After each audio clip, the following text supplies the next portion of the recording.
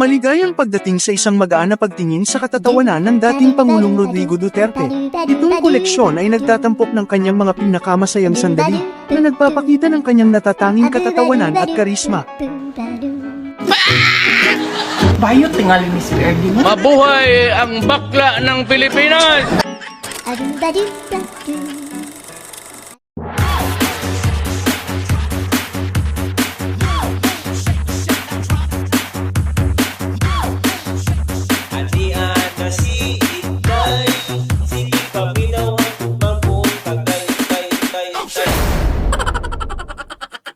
Ang una sa ating listahan, lamok ang pinagbalingan, kawawang lamok. Tang inang lamok galit.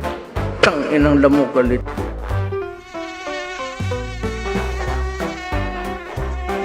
Tang inang lamok galit.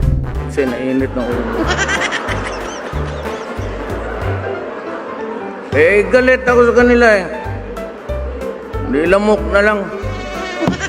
Dahil sa sobrang ganda ni Dilima, si FPRRD ay na-amnesia. Kasi hirdo niya kasi hindi mo kilala.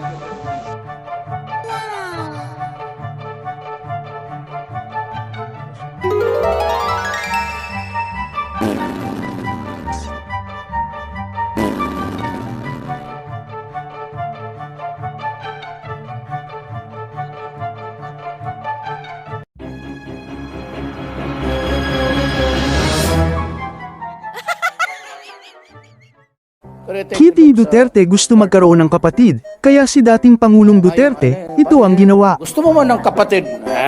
Dalhin natin to. Dito ka na sa akin.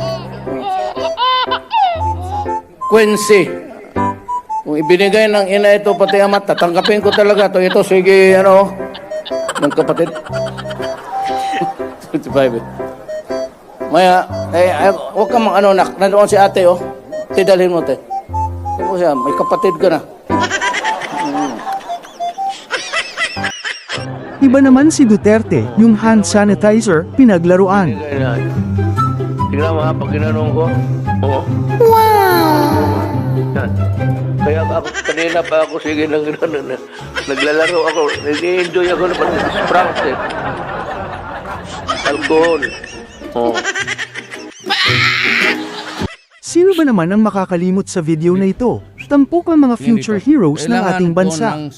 Panoorin. Ready kayo? Ay, sagot, anak ng... Ready ba kayo magsundalo? Sino gusto mag-PMA?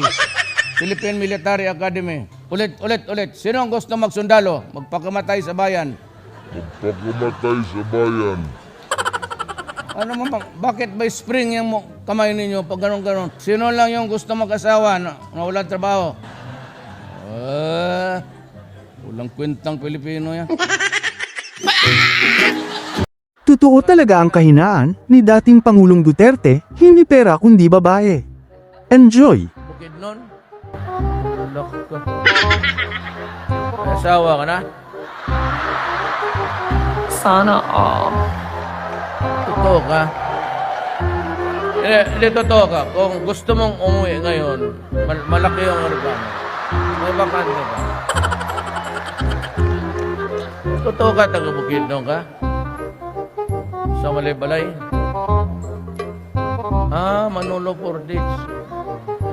Sunod. Okay, maglagay ng magaganda dyan.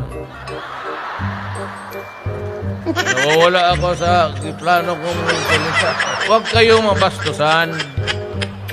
Tao lang po. Ito naman ang kwentong San Pedro sa Langit ni dating Pangulong Duterte. Pakinggan. Ang problema, pagpunta mo doon sa gate ng langit, nandoon si San Pedro. Ang manok ni San Pedro. Utang ina. Yan lang ang santo na pumuntang langit, nagdala ng manok. Sa bungiro ang buang. Bigla kayo ang kamay mo dyan. Wala pa rin nagsabi na, Mayor, ano ang gawin mo?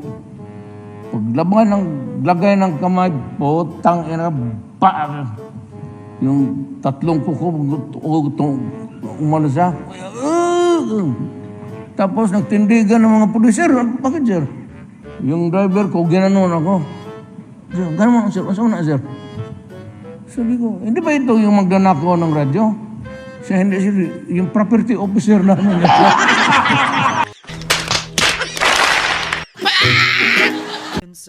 Sa clip na ito, tinanong si dating Pangulong Rodrigo Duterte kung sino ang sasagipin niya sa tatlo, si Binay, Grace Poe or Mar Rojas. Panoorin. Aksidente hong nahulog sa Davao Crocodile Farm. Tanong ho ito ng aming producer, sina Secretary Mar Rojas, Vice President Binay at Senador Grace Poe. Sino ho sa kanilang una niyong ililigtas? Wala. Wala? Nandiyan, kinain na lang rin. Ba't ka pa maghanap ng kalaban?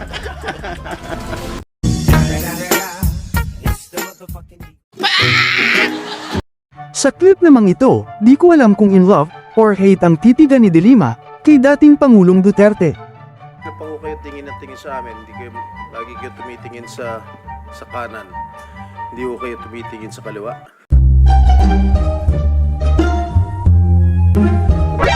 Nani? Nagpapansinan na ba ko kayo ni Senator De Lima?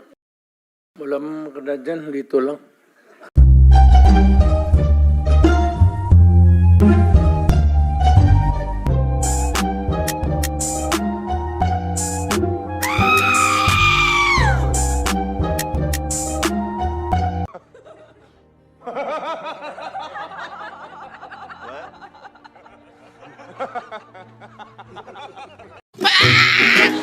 Stand by my side. Ubusin natin yung bad boys. Kasi ako bad boy no, nag-graduate naman ako, good boy na ako ngayon. Sir, kamao ka mo sayaw? Kamao, oy. Gama.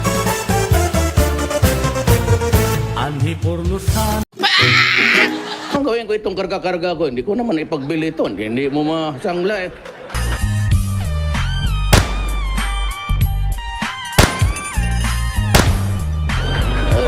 Gamitin mo dapat, hindi mamatay ka. Salamat po, Mayor. Salamat. Malinaw. Sabi niya may mga girlfriend kayo. Dapat Totoo. pagtularan yan ng mga kabataan. Well, kung hiwalay ka sa asawa, doon gawin mo sarili mo.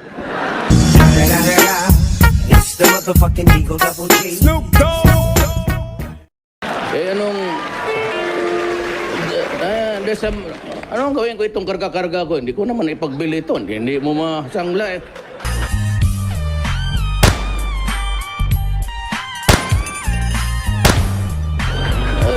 Gamitin mo dapat, hindi mamatay ka. Maraming salamat sa panunood at sana ay napangiti namin kayo. Shoutout din sa mga nag-comment sa aming huling video. Salamat sa patuloy na pagsuporta at pagtangkilik.